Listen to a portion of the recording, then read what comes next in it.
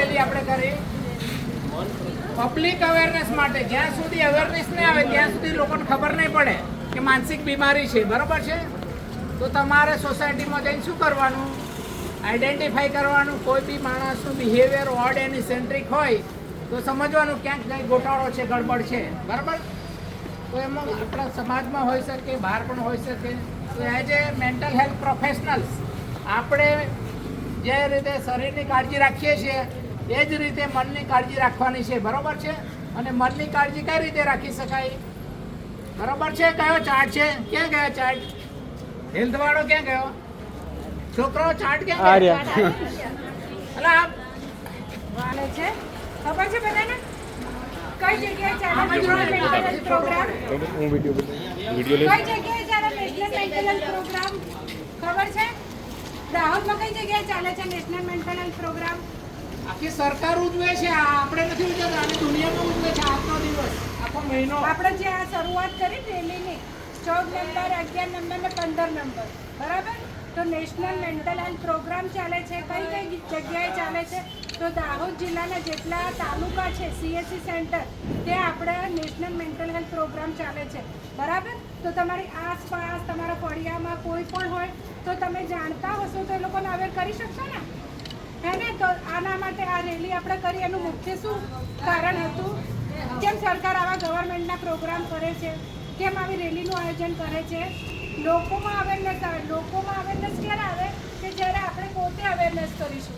એના માટે આપણને ખબર હોવી જોઈએ કે આવા મેન્ટલ હેલ્થના પ્રોગ્રામ થાય છે, કઈ કઈ જગ્યાએ થાય છે. વિકાસ સપ્તાહ હમણાં ઉજવાયો, બરાબર? અને અત્યારે 10 ઓક્ટોબરથી 15 નવેમ્બર સુધી world mental health day celebration કરવાનો છે. એના ભાગરૂપે આપણે રેલી કરી છે. એવા અલગ અલગ બધા પોસ્ટર પ્રેઝન્ટેશન, એવા અલગ અલગ પ્રોગ્રામ કરેલા છે. ખ્યાલ આવ્યો? Okay, thank you. લક્ષણો દેખાશે? સૌથી પહેલા તો સતત મન ઉદાસ અને નિરાશ રહેશે. એના સિવાય માથામાં દુખાવો થશે, કારણ વગર હસ્યા કે રડ્યા કરવું. પછી ઊંઘની સમસ્યા થશે. તમને એવું સતત તણાવ કે ચિંતા થતી રહેશે. આત્મહત્યા કરવાના વિચારો આવશે. દારૂ, ચરસ, ગાંજાનો વ્યસન કરવાનું ચાલુ કરી દેશે. તમાકુથી શરૂ કરે, બીડી સિગરેટથી, પછી આલ્કોહોલ પર આવે, પછી ગાંજો, ભાંગ, ચરસ, બ્રાઉન સુગર, LSD સુધી પહોંચી જાય માણસો. અને અત્યારે દુનિયામાં કેટલું વ્યસનોનું છે? 70% લોકો વ્યસની છે આખી દુનિયામાં. તો આ પથારી ક્યાં ફરશે? દેશની અને દુનિયાની.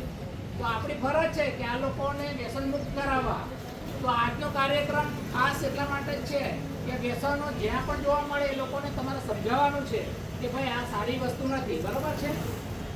અને એના નુકસાન થાય, શરીર, માનસિક અને સામાજિક નુકસાન થતા હોય છે. અને આર્થિક રીતે પણ લોકોને કેટલા બધા પૈસા બગાડના વ્યસનોમાં.